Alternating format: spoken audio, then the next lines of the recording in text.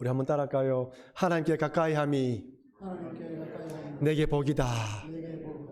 여러분 늘 말씀드리지만 우리가 누구와 가까이 하느냐, 어디에 가까이 하느냐에 따라 영향을 받습니다. 한치 앞을 예측할 수 없는 세상 가운데에 우리가 하나님께 가까이 함으로 하나님 주시는 은혜와 복을 받아 누릴 때 예측할 수 없는 세상이지만 그 하나님을 통하여 이겨나갈 수가 있습니다. 그래서 올 한 해 동안에는 어떻게 하든지 하나님께 가까이 하셔야 됩니다. 말씀과 기도로 의도적으로 시간을 정하시고 하나님께 가까이 하는 것을 최우선으로 삼아야 되는 것이죠.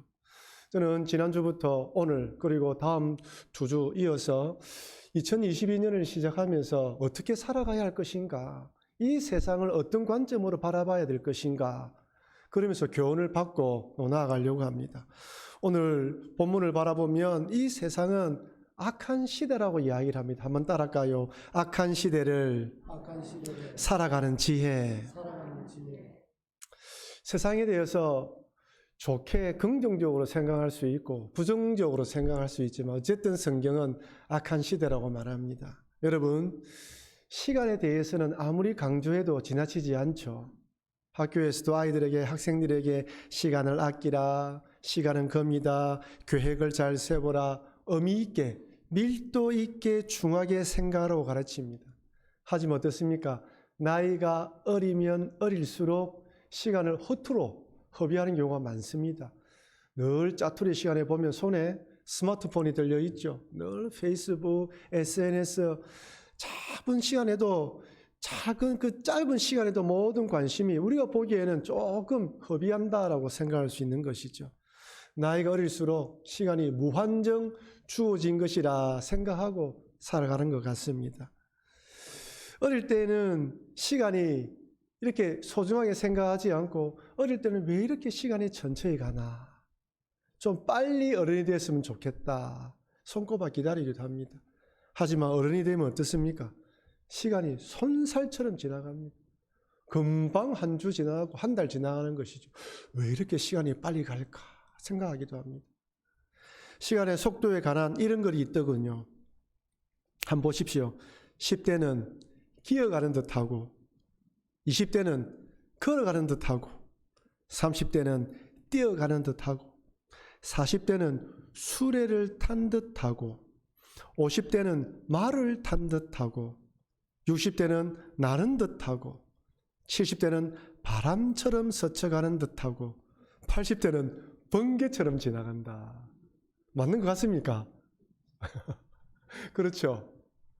어릴 때는 조금 시간이 천천히 가는 것 같은데 나이가 들면 들수록 시간이 훅 날아가는 것 같습니다. 대부분 어르신들 만나서 이야기한 목사님, 시간이 참 빨리 갑니다 라고 이야기를 하죠. 여러분, 나이에 따라 시간의 이 흐름에 대한 감이 다른 이유가 무엇일까요? 어릴 때는 보는 것 모든 것이 신기하고 재미있습니다. 한 30살 된 아이 데리고 한번 가보십시오. 여러분, 손자나 손녀 데리고 한번 시장에 가보십시오. 할머니 이거 뭐야? 할아버지 저거 뭐야? 계속 조마조마조마거립니다. 전혀 궁금하지 않는 거 우리는 다 아는데 무엇이 그리 궁금한지 계속 물어봐요. 왜 그렇습니까? 처음 보거든요. 모든 것이 신기해요. 그러니까 어떤 것에 한번 딱 꽂히면 그거 집중하느라고 시간이 천천히 가는 것처럼 느껴집니다. 어른이 되고 세월을 좀 살아보면 그래서 세상이 어떻게 돌아가는지 알면 어떻습니까? 어제 보았던 것도 오늘 또 보게 되고 내일 일어날 어떤 일을 큰 이야기를 듣는다 할지라도 과거에 일어났기 때문에 별로 큰 충격을 받지 않습니다. 그래서 어른들이 하시는 말씀이 시간이 지나면 다 괜찮다. 살아보니까 그렇더라고 이야기하는 거예요. 그러니까 시간의 흐름이 금방금방 지나가는 거예요. 어제 보았던 거 크게 중요하지 않게 생각하고 이렇게 싹 넘어가는 것입니다. 시간에 대한 흐름이 나이에 따라 다르게 느끼지만 그렇다고 주어진 시간이 다른 것은 아닙니다. 각자에게 하루 24시간, 1년 365일이 주어졌습니다. 모든 사람에게 공평하게 주어진 것이죠. 이 땅에 태어난 사람은 어제를 살아가고 오늘을 살아가고 내일을 살아갈 것입니다. 어느 누구도 예외는 없습니다. 어제를 좀 길게 살고 오늘은 좀 짧게 살고 내일을 더 길게 이렇게 할 수 없습니다. 동일하게 24시간 주어진 시간들을 살아가는 것이죠. 언제 내 생명이 끝이 날지 모르지만 이 땅에 살아가는 동안 누구든지 주어진 시간을 따라 살아가게 됩니다. 어릴 때에는 미래에 대한 꿈을 많이 꾸겠지요. 살아갈 날이 많으니까 이것도 해보고 싶고 저것도 배우고 싶고 그런 생각을 꿈꿉니다.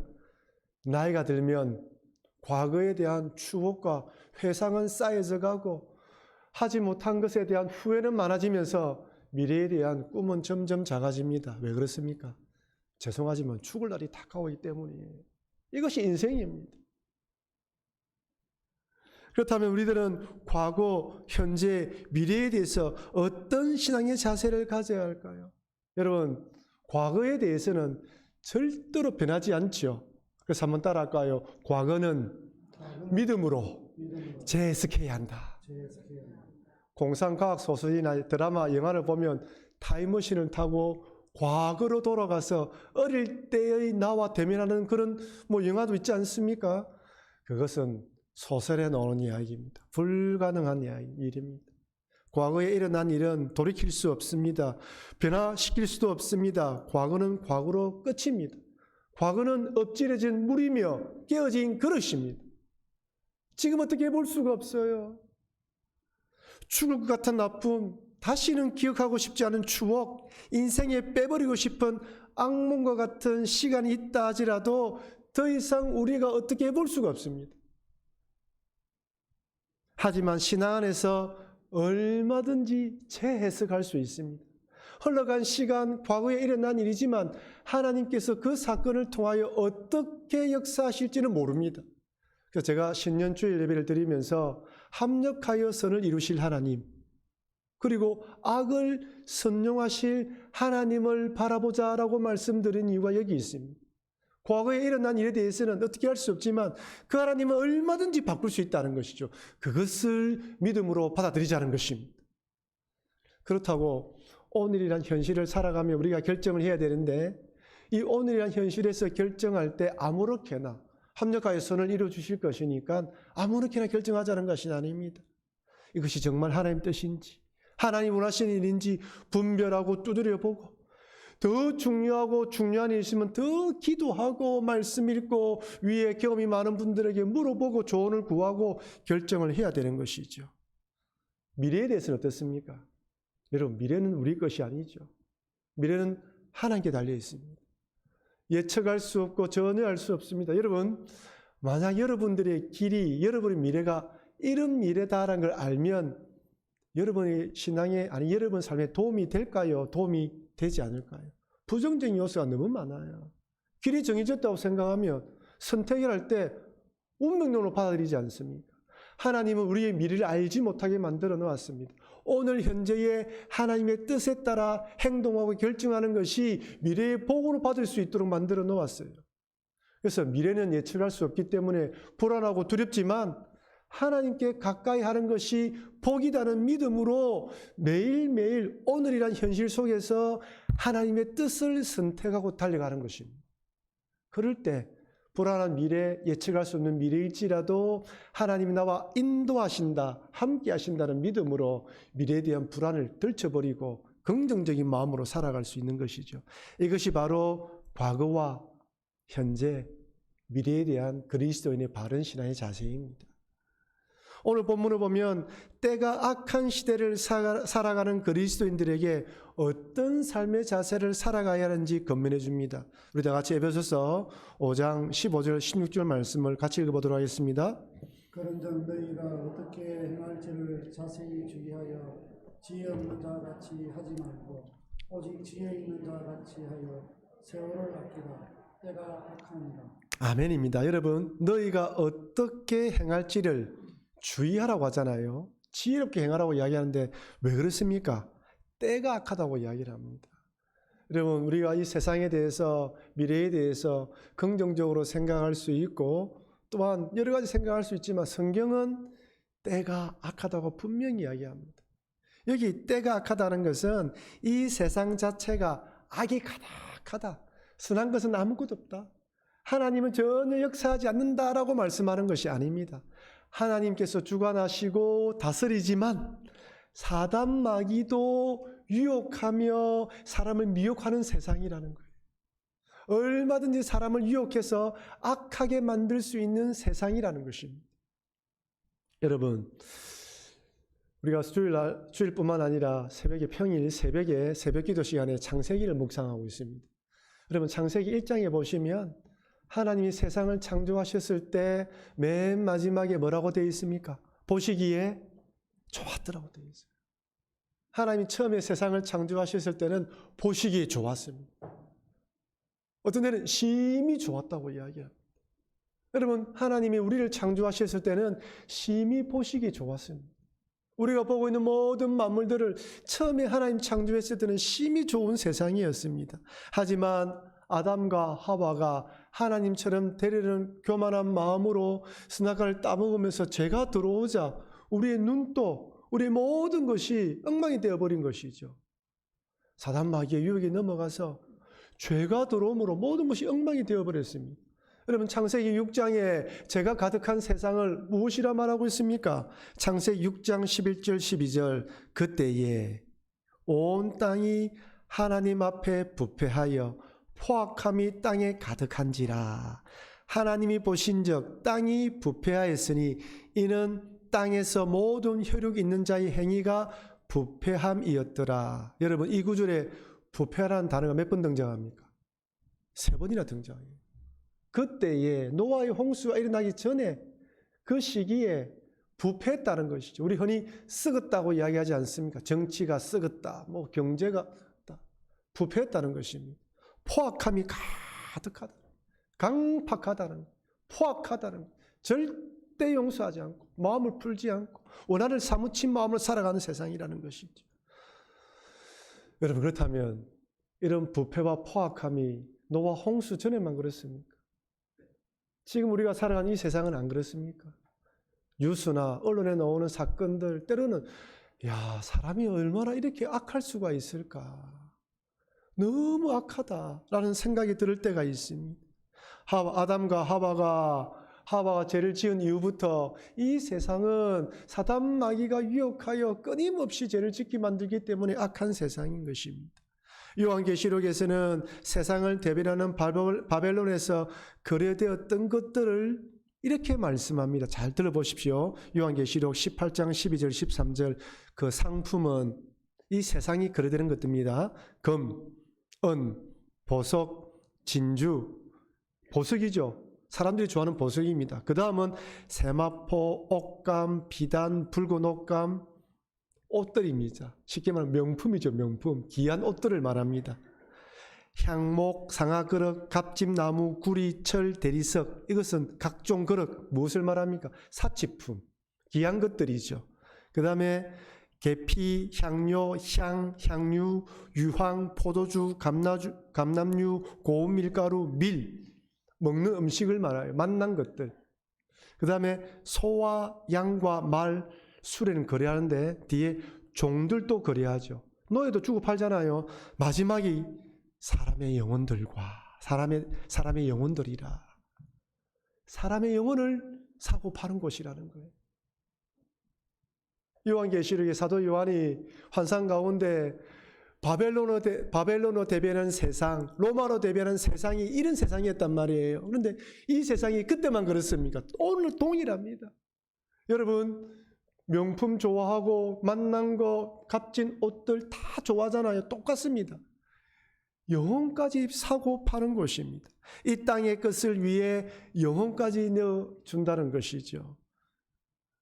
금과 은, 진주, 보석을 위하여 가장 값진 내 영혼을 팔아버리는 세상입니다. 흔히 물질에 정신 나갔다 이야기하죠. 세상 권력에 정신 나갔다고 이야기를 합니다. 정욕의 정신을 팔아버렸다고 이야기를 합니다. 세상의 것에 정신이 나간 것이죠. 영혼까지 팔아버립니다. 여러분, 옛날에 이런 말이 있었죠. 시골 사람들이 서울 올라갈 때 서울 올라가면 눈 깜짝할 사이 코베어 간다라는 말이 있습니다. 이것은 믿음으로 살아가는 우리들에게도 동일한 말씀입니다. 우리가 살아가는 이 세상은 한순간 딴 생각하다 보면 나도 모르게 정신을 팔려서 죄 짓는 곳으로 끌려가게 만드는 것입니다. 정신을 바짝 차리지 않으면 믿음의 길에서 언제든지 이탈할 수 있어요. 영혼까지 사고 파는 세상인데 우리의 영혼이 자칫 잘못하면 딴 곳으로 흘러갈 수 있다는 것이죠. 예전에 도박 상담하시는 분들의 이야기를 들어보면요, 카지노에 가면 도박 중독에 빠진 사람들은 이 얼굴, 눈에 초점이 흐릿하다고 이야기합니다. 돈도 다 잃어버리고 미래에 대한 희망도 없죠. 멍하니 쳐다보고 있다고 합니다. 그런 분들에 가서 명함을 주면서 상담하러 오라고 이야기를 하면 하시는 말씀이 나는 괜찮으니까 저 사람한테 명함을 주라고 이야기한다고 합니다. 정신을 다 팔려버린 거예요. 탐욕과 정욕에 영혼을 팔아버렸습니다. 영혼의 가치를 안다면 절대로 그렇게 할 수가 없는데 수많은 사람들이 이런 세상을 살아갑니다. 그럼 여러분, 이런 악한 세상을 우리가 어떻게 살아가야 할까요? 두 가지로 오늘 본문에서 권면합니다. 한번 따라할까요? 하나님의 뜻이 무엇인지 잘 분별해야 합니다. 하나님의 뜻을 잘 분별해야 됩니다. 에베소서 5장 17절 같이 읽어보겠습니다. 그러므로 어리석은 자가 되지 말고 오직 주의 뜻이 무엇인지 이해하라. 주의 뜻이 무엇인지 이해하랍니다. 주의 뜻이 무엇인지 발견해야 되는 거예요. 찾아야 됩니다. 분별해야 됩니다. 지난주에 주의 뜻이라면 살기도 하고 이것도 하고 저것도 하겠다. 왜? 내일을 모르기 때문에. 내일 어떤 계획을 삼을 때 주의 뜻으로 하나님 원하시면 나는 이것도 하겠다 저것도 하겠다. 항상 염두를 두라고 말씀드렸지 않습니까? 오늘은 하나님의 뜻이다. 정말 이것이 나의 뜻, 나의 생각인지 하나님의 뜻, 교회를 위하고 성도를 위하고 하나님 나라를 위한 것인지를 분별하라는 것입니다. 여러분, 하나님의 뜻이 무엇입니까? 보편적으로 성경에 하나님의 뜻이 무엇인지 다 드러나 있습니다. 여러분, 보편적인 하나님 뜻이 무엇입니까? 하나님 사랑, 이웃 사랑이죠. 10계명의 1계명에서 4계명까지 하나님을 어떻게 섬길지, 하나님을 어떻게 사랑할지 나와 있습니다. 5계명에서 10계명까지 부모님을 사랑하는 마음을 가지고 이웃을 어떻게 사랑할지 다 나와 있어요.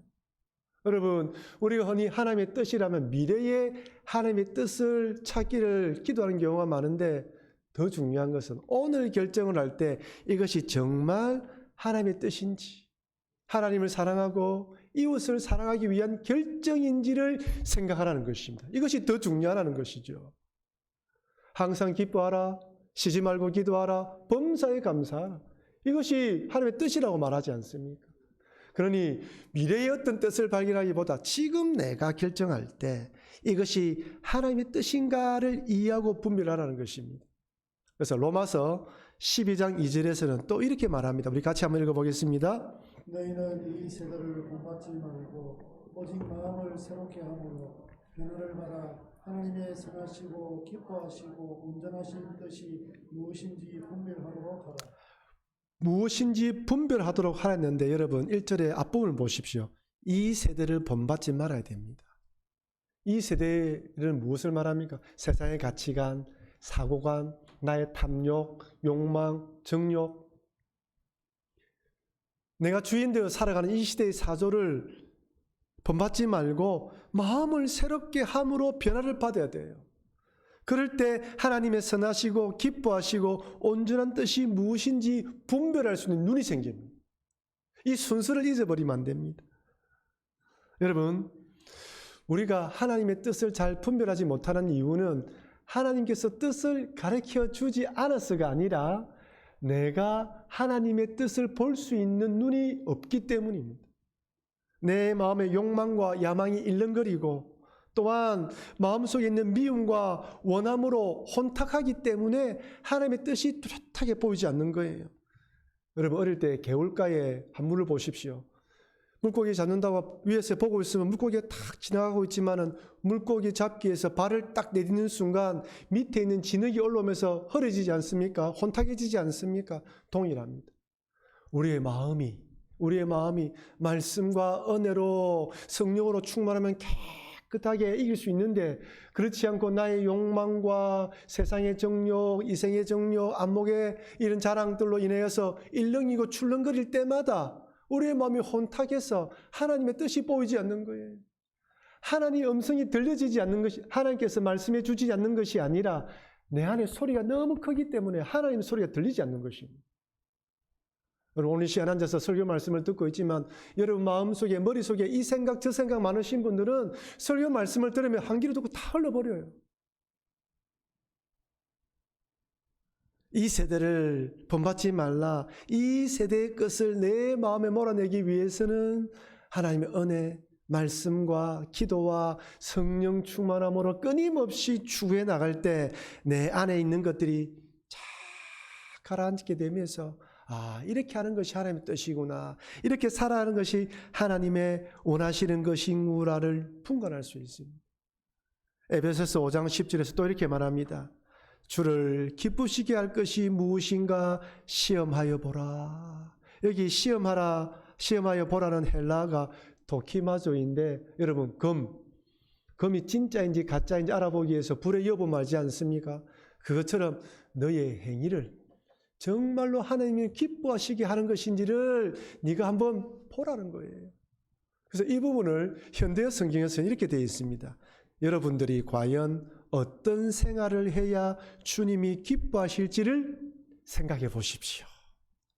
생각해 보라는 것입니다.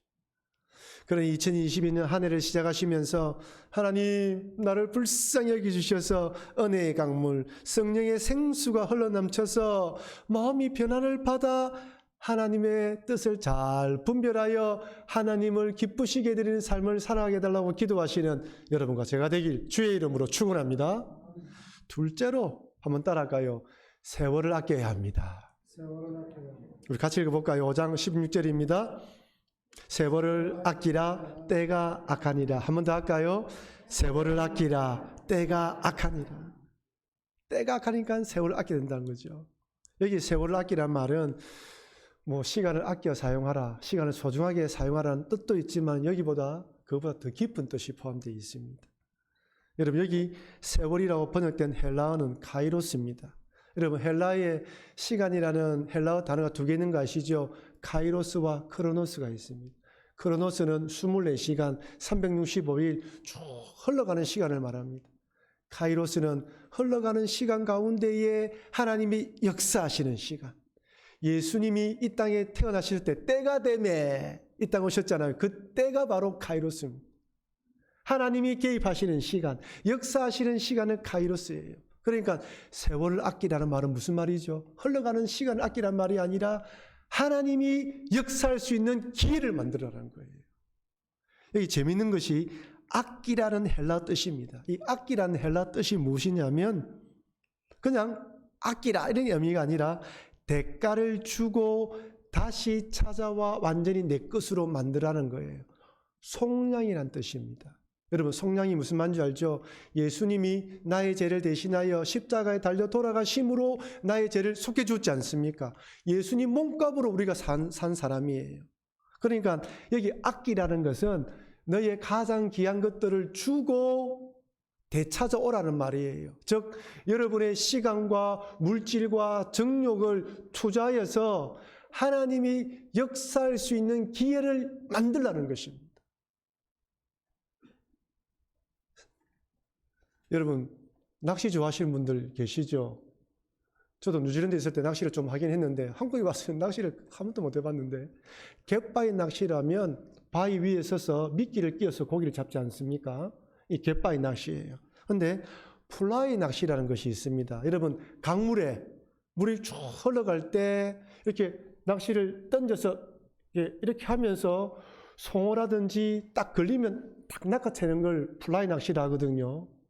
오늘 본문에서 세월을 아끼란 말이 흘러가는 시간 가운데에 너의 시간과 물질을 투자하여 하나님이 역사하실 수 있도록 기회를 잡으라는 뜻입니다. 왜 그렇습니까? 세상 사람들은 주어진 시간을 자신의 성공과 출세, 자기의 취미를 위해서 투자하잖아요. 모든 것이 자기의 이익을 위해서 시간을 수단으로 사용합니다. 30분 단위로 시간을 정해라, 15분짜리로 시간 관리를 하라는 이유도 어떻게 해든지 성공하는 삶을 살기 위해서 시간을 아끼란 말인데, 오늘 말씀을 통하여 그런 것이 아니라 하나님이 역사할 수 있도록 시간과 물질을 투자하라는 것입니다.